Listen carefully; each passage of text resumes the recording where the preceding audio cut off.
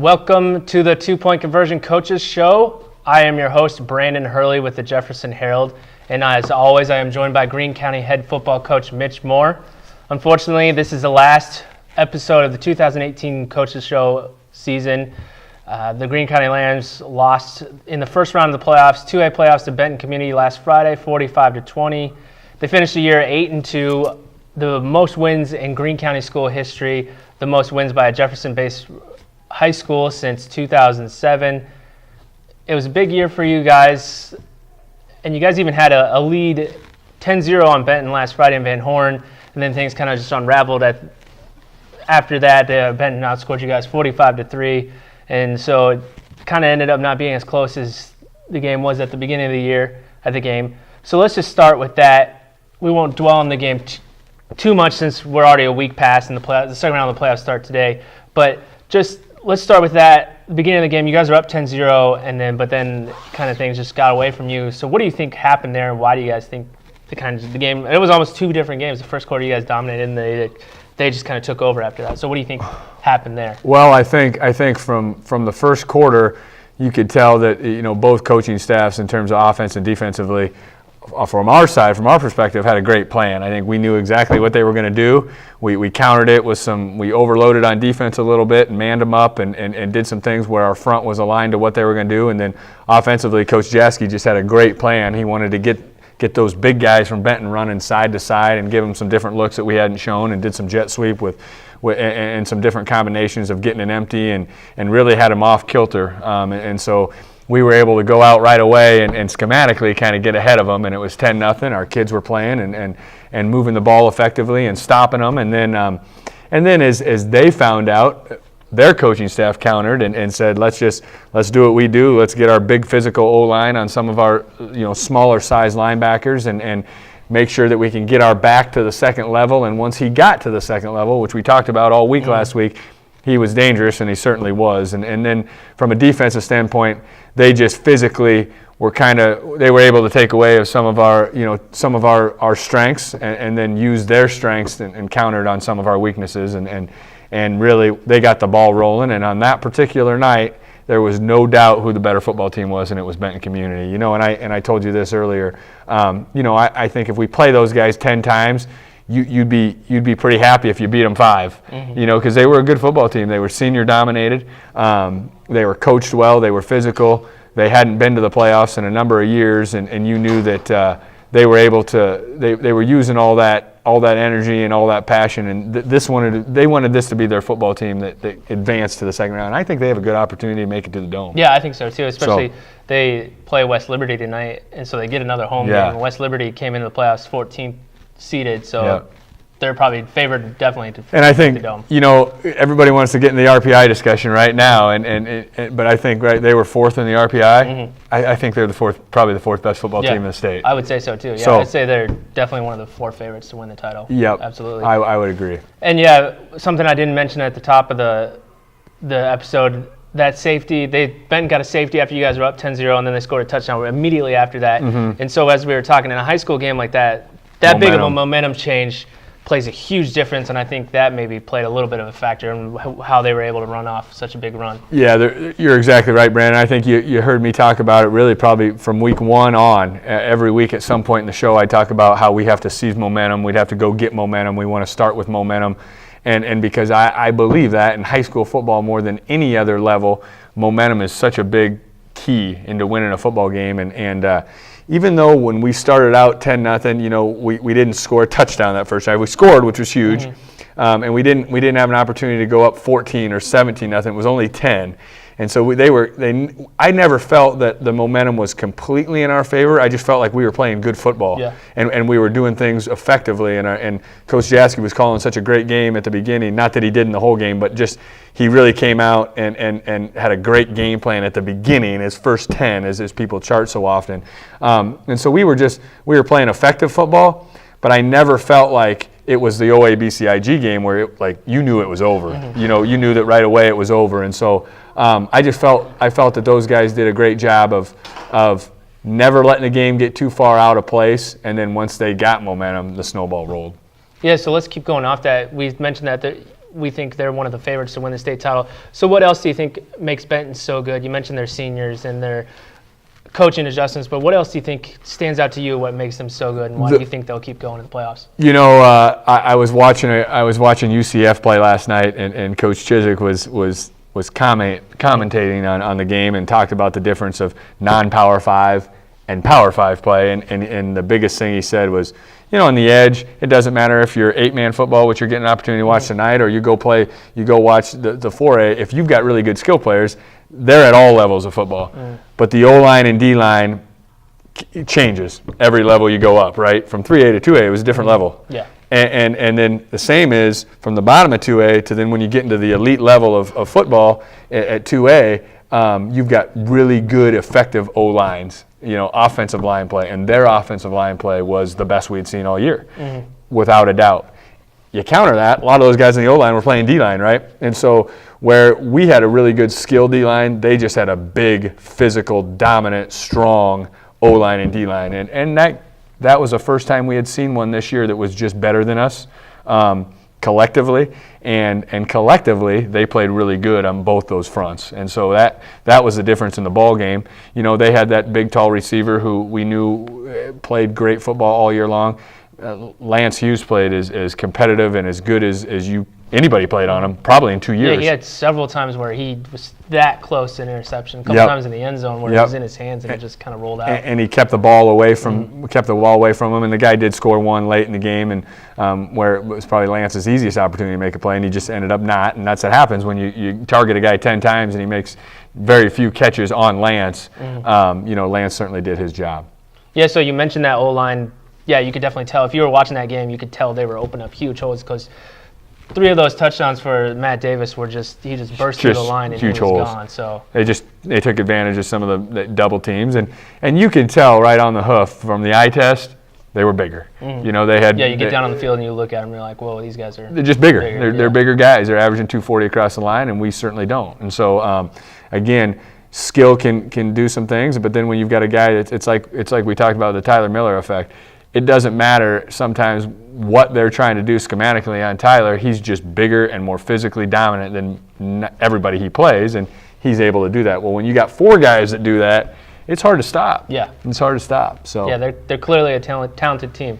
So last kind of thing about this game, after that game was over, it was obviously an emotional game for all of you guys. Yeah. So what were some of the things that you were saying to your team after you had a chance to kind of break down that game? Well, I tell you this, our seniors just laid a great foundation down for this program and really set the precedent of what hard work needs to be. And if you can work really hard and reach your max potential as an individual, you've got an opportunity to take this program to new heights, and you've got an opportunity to set this program apart from other programs that we play if we follow the blueprint of what everybody in this program from our coaching staff is trying to teach our players. You gotta work. You gotta outwork people. You gotta have great consistency about you, and you've gotta buy into the team concept, because in the game of football, it's not about individual accolades. You'll get those. The Bryce Hoyles, who's the MVP of the district, the 6 first-team all-district guys, the elite they got those awards because collectively we had a great season, right? And so I think that, that's what I said, to the group is you got to take a page from what these seniors did. They bought into working really, really, really hard. And then we didn't get here by not working hard, so we've got to restart. We've got to restart here in a couple weeks when our off season starts for football, and build every day and continue to do what those guys did. And then just more than anything, Brandon, really, really proud of them. Proud of the staff. I couldn't be more thankful for the people I have around me or had around me this year. And then it was as tight knit of a group as I had been around. In a lot of years of coaching football, I told my staff that on Saturday morning. There's some guys that were in here, and I said I've been a part of a lot of programs, almost 15 years of football, where there's a lot of moving parts when you're around 15 men. Well, all the guys on my staff were just unbelievably loyal. They had unbelievable work ethic about them. They were just great men. They were great people, and you could see that all the work and all the characteristics that they brought to our program rubbed off on the young men that we were able to teach, because the growth and the maturity and the things that those guys were able to take away from our program. I think more proud than the 8 wins, you just got an opportunity. It was like last week when you saw Trey Hinote and Bryce Hoyle be a part of this 2-point conversion. Like the maturity that they went around and talked about our program and how they presented themselves on the show last week, you could just tell that look at the growth that these men have taken in the 2 years that they had been part of this program, and really this last year it was just a unique situation for me. I hadn't been around a program that had shown that much growth, so it was fun. That's the part I was really proud of everybody about, Yeah, absolutely, and you could, like you said, you could kind of tell that they have pride now. I mean, these seniors had only won 2 games in the last 2 years, so to go from that and winning 8 games and make the playoffs for the first time in 4 years, they really have that pride, and they're proud of what they did this year. They are, and the community support was really neat to see. Just the people and we talked about this before too, but how many people traveled to our away games and there's quite a few people there. And the support from the parents and the community around here is just, it's been second to none. And I know we had some great administrators that helped. Mr. Zanders was one that I saw at every single football game this year, or most, and he gave great support as well. So I just really thankful for a couple people in the school district, and then certainly the community, the support that they gave.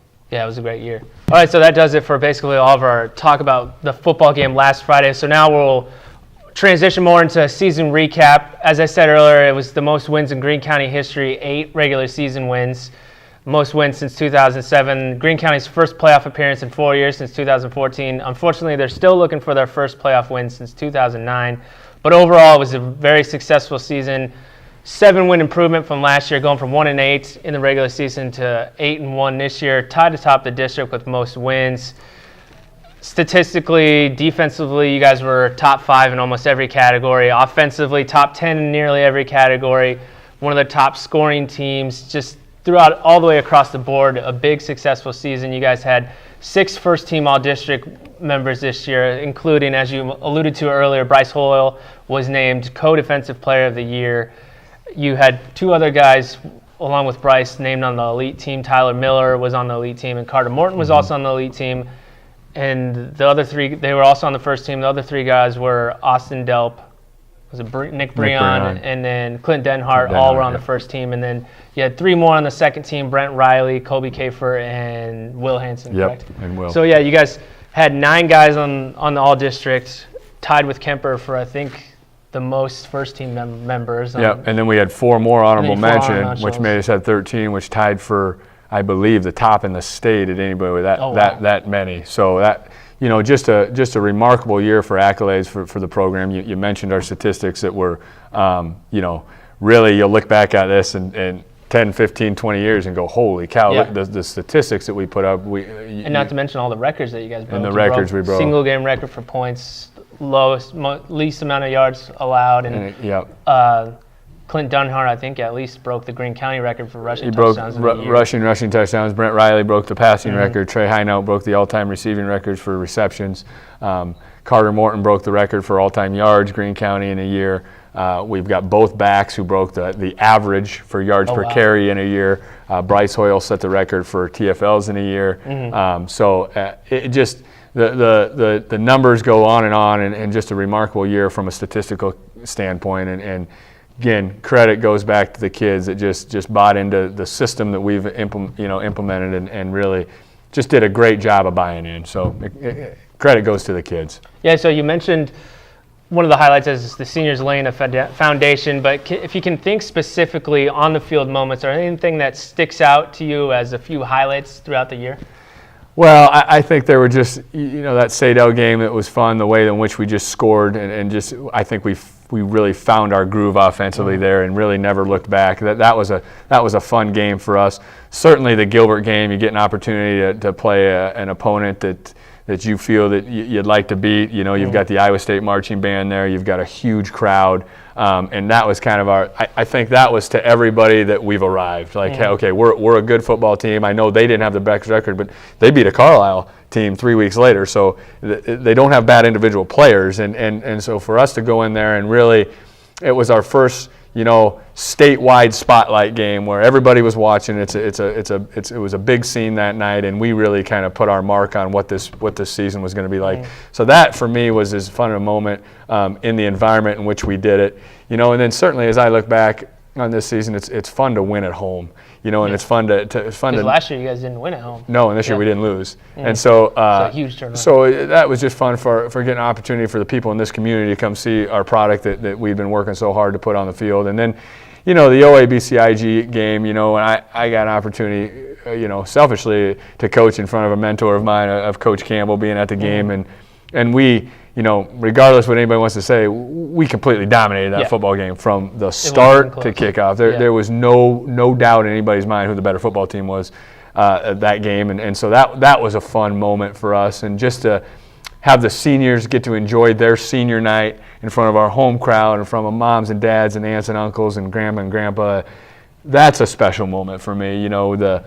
The Trust the Process T-shirt's kind of the staple of what we've talked about for the last 2 years, and so for that to all kind of the climax at that game was that point, and that winning that game in the way and the fashion in which we did was a thing that I'll look back on this season and remember forever. And individually, there were just some great moments. I look back at some of Colby Kafer's screen pass that he ran against Nevada was that point. That was unbelievable. Just an unbelievable individual effort. Tyler Miller had some plays individually that you'd see on tape and you'd go, holy cow, this is why you don't get an opportunity to coach a Division I O-lineman very often, and you see the things that he was able to do. Bryce Hoyle, again, his ball get off. You'd have so much fun watching tape on him on Saturday morning, the way he got off the ball. Lance Hughes made some incredible catches as the season went on. Brant Riley, the pinpoint accuracy. The way even in the Benton game on Friday. On Friday, that throw that he had, that touchdown throw, that was a heck of a throw. He just continues to be the quarterback that you think he could be.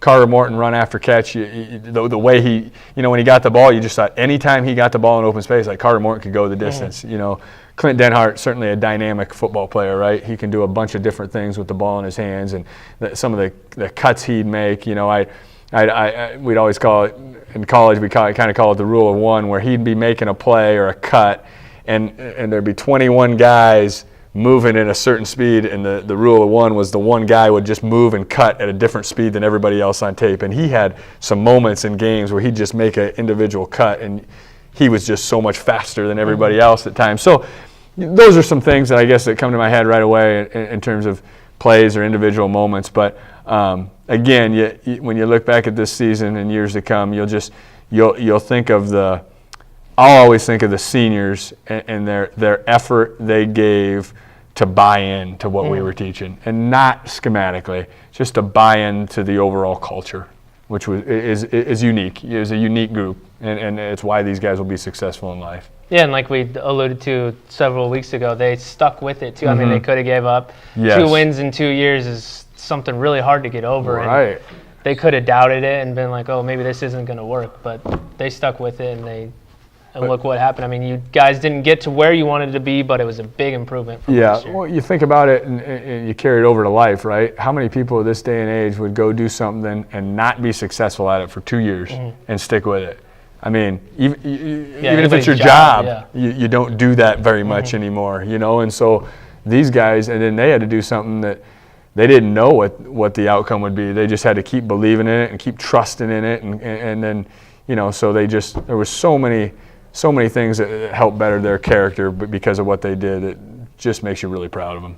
Yeah, absolutely. So we talked about the off-field stuff, the weight training, the cohesiveness of your team. But is there anything on the field that you can, or on the practice field that you can point to that was one of the keys to this turnaround this year? Is there anything that comes to mind? The pace at which the Will Hansons, the Tyler Teeples, the Nick Breons, the Austin Delps, the pace of which they practiced and the purpose of which they practiced every day. Those guys never really took days off in practice. And so, Nick Breon is a starting linebacker for us. Well, he was our starting linebacker on scout team. So every single day, Nick Breon was going to bring it. Austin Delp was going to bring it every single day in practice. So they made guys better around them all the time.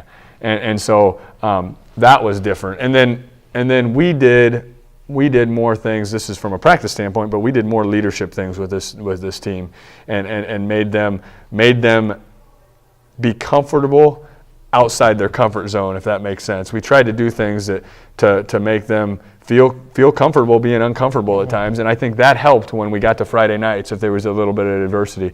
But everybody practiced, or for the most part, guys practiced with a purpose when they come out on Tuesday. Guys understood that we were going to be an early morning Wednesday practice team, and so they came and they took care of their off-field stuff in terms of hydration and nutrition, and they were ready to go when practice was ready to go. And so that was different from a year ago. And I think that's a big part because, as a high school coach, you're not around these guys 24 hours a day. Mm-hmm. And really, you're not around them near as much as you are even at the next level. So you've got to educate them on what they need to do when they're not around you, and it's on them to do that, right? And it's on them to take care of their body. It's on them to take care of the things that they need to outside of football. And I thought our group did a really good job of doing that for the most part this year. Yeah, and so we've talked a lot about, like I said, the seniors laying the foundation.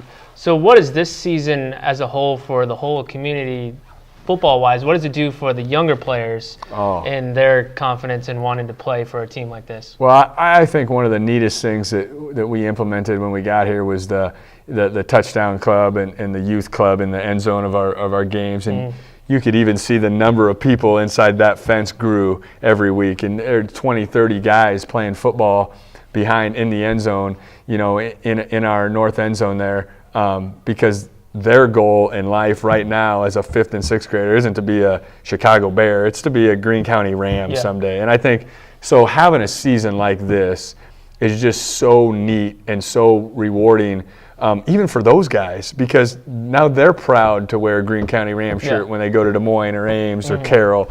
And so they want to be a part of this program that people look at for a source of pride. So huge. I think we won't know, right, for a couple of years exactly what the effect it had on that, but if we can keep putting seasons together like this, I think it does so much for the culture of your program. You look at the South Central Calhouns, right? You look at the Harlans of the world. You look at the Cedar Rapids Xaviers and the Pellas of the world, and they have championship cultures, and the culture resonates all the way through the program, from the top all the way down to those kids that are playing youth football, right? They want to be in those programs, and so I think you brought up a really good point, Brandon. It makes a tremendous impact on the program and the community when you can win at the varsity level. So you guys have a lot coming. I know you lose a big senior class, but you guys have a lot coming back. You return a lot on offense, Brent, Colby, Tyler, and you return a lot on defense. Obviously, Tyler on the defensive line. So what do you think you need to do to keep this momentum going and carry this success into next year and years going forward? Yep. Well, we've got to match what we did last year from a work standpoint.